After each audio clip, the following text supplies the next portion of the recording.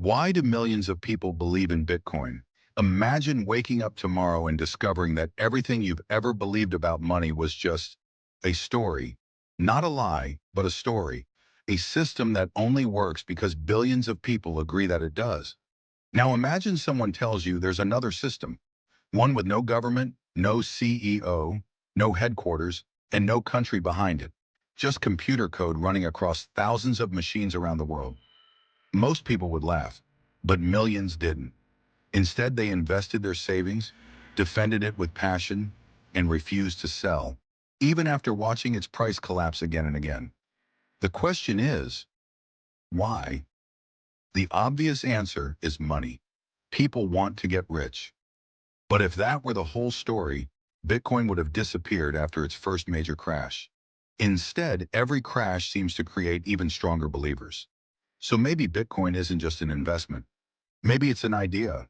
For centuries, humans have trusted institutions to protect their wealth. Banks stored our money. Governments controlled our currencies. Central banks decided how much new money would exist. Most people never questioned that system until they did. Financial crises, inflation, bank failures, and economic uncertainty caused many people to ask a simple question: what if there were another way? Bitcoin appeared with an answer. Not perfect, not guaranteed, but different.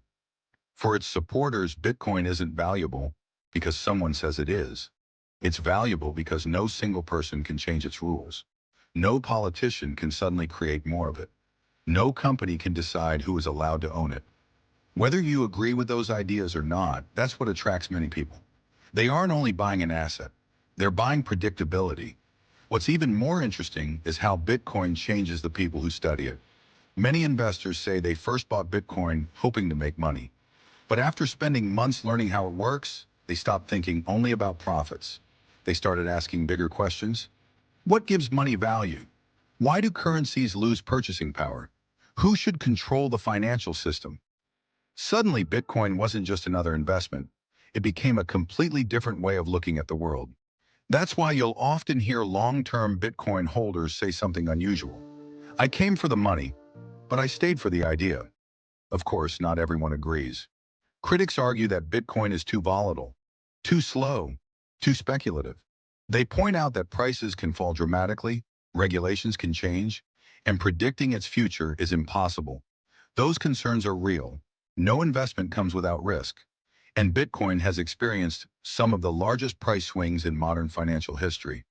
Yet despite every criticism, despite every crash, despite every headline declaring that Bitcoin is finished, people continue buying it. That raises an interesting question. Are they investing in Bitcoin, or are they investing in a future they believe is coming? Maybe that's the real reason Bitcoin refuses to disappear. Because every buyer isn't simply purchasing digital coins. They're expressing a belief that money can exist without borders, a belief that technology can replace trust in institutions, a belief that the financial system of tomorrow might not look like the one we inherited. Whether those beliefs prove right or wrong is something only time can answer. But history has shown that the world's biggest changes often begin the same way. First, people laugh, then they argue, and finally, some wonder why they didn't pay attention sooner. So perhaps the most important question isn't whether Bitcoin will succeed. The real question is, what if the people who believe in it are seeing something the rest of the world hasn't fully understood yet?